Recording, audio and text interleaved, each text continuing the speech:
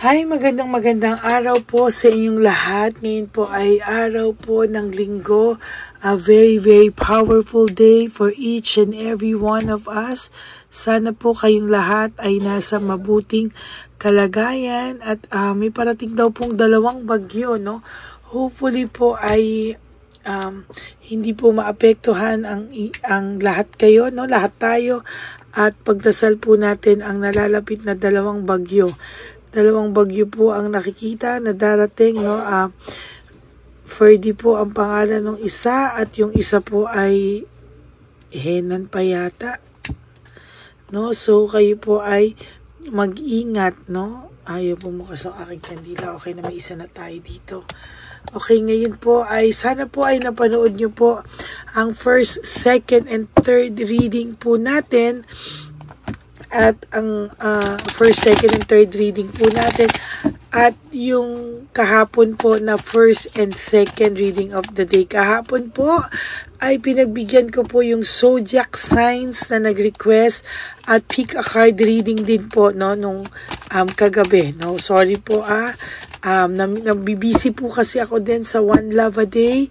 Kahit na po nabibisi po ako sa One Love a Day natin, kaya pagpasensyahan nyo po, no? Okay. Sige po.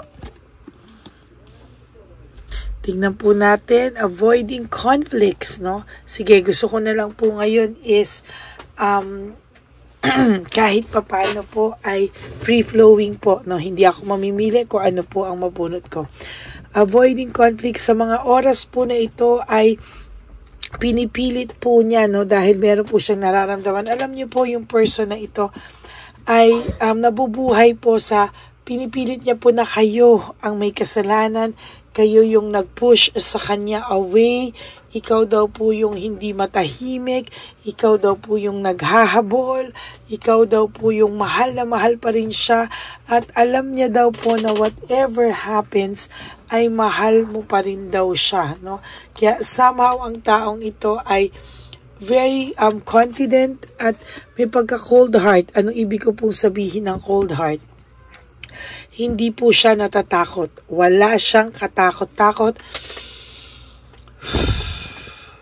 Medyo na ipapailing po ako dito, no? Wala po siyang katakot-dakot, no? At ang pakiramdam niya po na anytime na gustuhin niya pong bumalik, nandiyan ka lang, open arms na tanggapin siya, no? Nakikita niya rin po na marami pong blessings na parating sa iyo, o nakikita niya rin po na blessing ka sa buhay niya. Bakit? Kahit daw po ilang beses siyang magloko, ang pakiramdam niya po ay tatanggapin at tatanggapin mo pa rin daw po siya whatever happens. Alas 4 na madaling araw, ito yung nakikita ko, nakakainit po ng ulo, no? Bakit po ba lumaki ng ganito ang ulo ng person nyo, no? Hahaluin ko po, no, kung ano po ang mabunot ko. Gusto ko yung maraming cards. Tingnan po natin kung ano ang mabunot ko, no? Sabi niya po kasi sa lahat daw po, kahit masakit, no one understands me the way you do. O parang, no one understands me but you, no? Parang kahit ano raw pong gawin ito, ay pakiramdam niya po ay ang pakiramdam niya po ay nandiyan ka lang po palagi, no? Ang pakiramdam niya po somehow ay palagi ka pong makakaintindi, hindi mo po siya kayang iwanan, ano? Ayan, no? Sa totoo lang po ay meron pa rin po itong nararamdamang pag ikaw po ay umalis sa taong to, ito po ay makakaramdam ng matinding envy, no? O pagseselos, pagkainggit, no, na kaya mo siyang mawala, pero as of this very moment, hindi niya po iniisip to o ine-entertain to. Bakit? Kasi po sa totoo lang, ang sabi niya po is hindi niya po kinokontrol. Easy does it, no? Hindi niya po kinokontrol kung ano po yung nasa isipan niya, kung ano po yung mga bagay-bagay, hindi niya po kinokontrol kasi alam niya po the doors will open for him, no? Ganon kadali, no?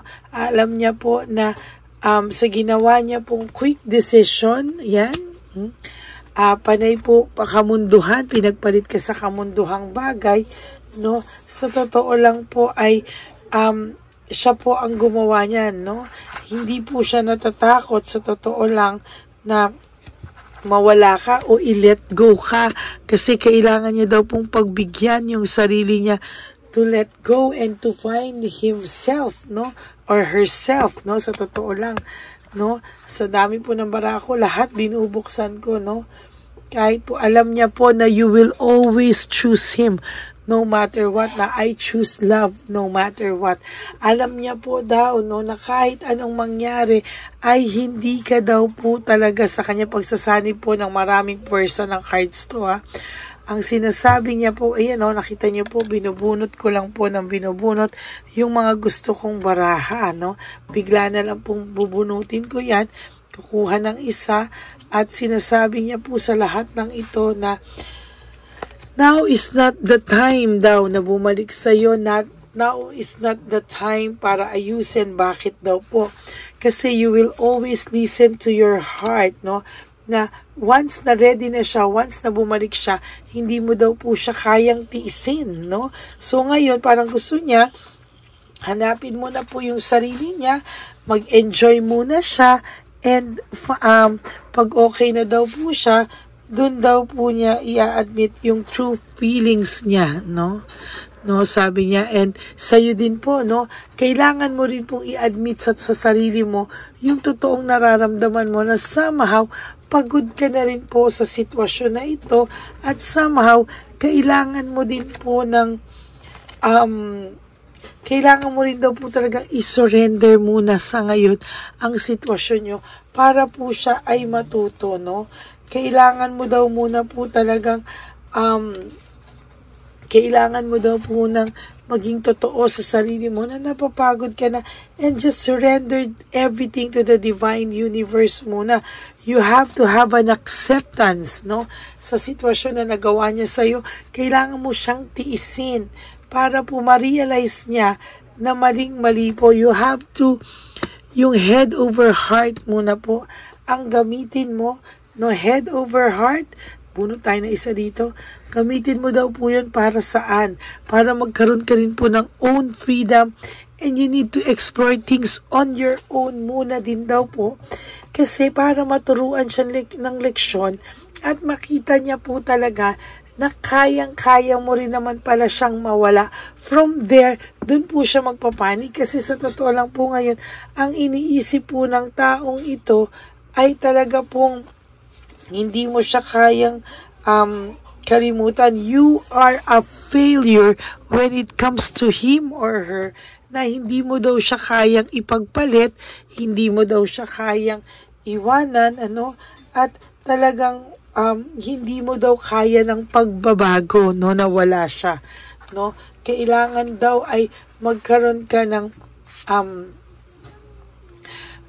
paninindigan, lakas ng loob, no, para po makalimutan mo muna siya sa ngayon at talagang makikita mo na there's something better, no? May something better na mangyayari sa iyo, at marirealize niya, kayong dalawa, matututo po siyang mag-compromise sa iyo. Oh. Matututo po siyang mag-compromise at hindi po palaging ikaw, no? Mayroon po siyang magkakaroon po siya ng pagbabago, no? Magkakaroon po siya ng babago in the near future. Magkakaroon po siya ng pagbabago in the near future pag alam niya po, no, na wala ka na tiniis mo na siya, na talagang hindi mo na siya kinausap, hindi mo na po siya kinausap, hindi mo na rin po siya tiniis mo na po talaga ang taong to. Sinasabi ko sa iyo, your situation will improve, no? Within the next few months daw po, your situation will improve. Kung kakayanin mo daw panindigan na no contact, no? Na no contact, hindi mo siya iisipin, you will focus on your own well-being, you focus on yourself, then you will have a peaceful resolution para po sa sarili mo and success sa part mo po, no? Marami po siyang marirealize, no, in the near future kapag hindi mo daw po ito hinabol, pag hindi mo pinaramdam sa kanya na pag hindi mo sa kanya pinaramdam na habol ka pa, no?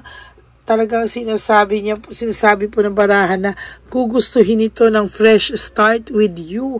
Yung talagang nakita niya na matcha-challenge siya, no? Yung matatakot siyang kausapin ka kasi hindi niya na alam kung ready ka parang daw bang makipag-usap sa kanya or hindi na. May isip niya po sa susunod na I don't want to lose you, no? Kasi parang pakiramdam niya pawala ka na at siya po ngayon ang magre-reach out sa'yo, no? Ang ganda-ganda po. Now, ano po ang kailangan mo, no? Para mapanindigan to, no? Tingnan po natin kung ano ang kakailanganin mo, no, para mapagtagumpayan mo ito, no, yung sinasabi sa iyo na magkakaroon ka po ng peace sa buhay mo in the near future, no? Kasi sa ngayon po na yan, no, biniblame ka niya, ikaw ang biniblame niya at parang pinaano niya na ano na yung self-esteem mo, bumagsak na nang bumagsak ang self-esteem mo. You have doubts na rin naman sa kanya.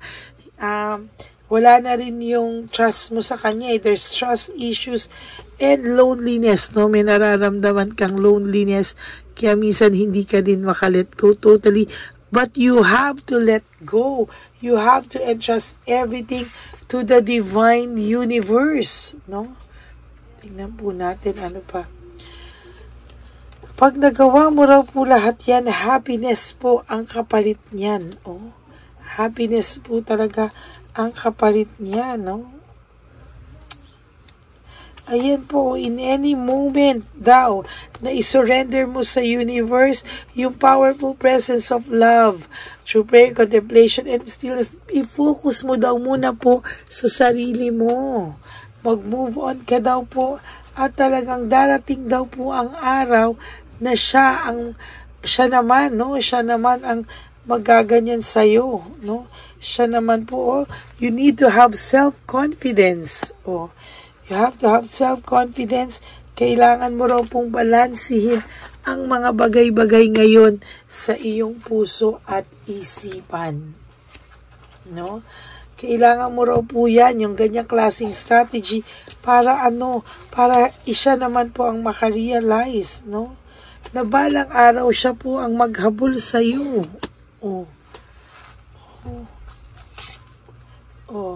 Na mamiss naman po niya yung inyong partnership na hindi niya pinahalagahan, no? Win at all costs, siya naman po ang makapaglaban para sa iyo at siya naman po yung ipanalo ka this time. Pero bago ka po ipanalo ng sarili mo, niya, you have to win it for yourself. Panalunin mo daw po muna yung sarili mo bago niya po ma-realize na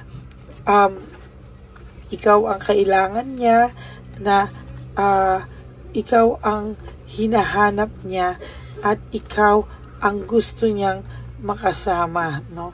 There will come a time, iiyak po ito sa gabi, no? At talagang habulin ka po nitong taong to pag na-realize niya po na hindi mo na po siya kailangan. Yan po ang ating powerful na first reading of the day today. Sanib puwersa po ng halos ng lahat ng nakakarami ng baraha ko po, no? Kaya maraming salamat po sa inyo. And I hope na nag-enjoy po kayo sa Sunny Puwersa na to at payo sa iyo ng tadhana, no? Ang atin pong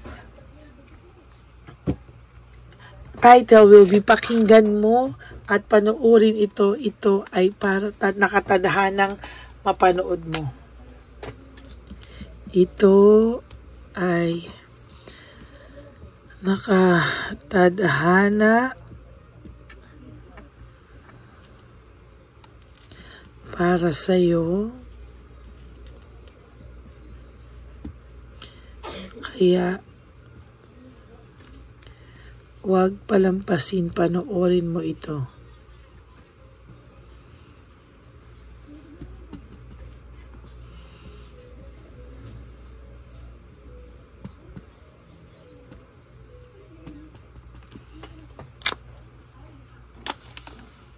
Yan.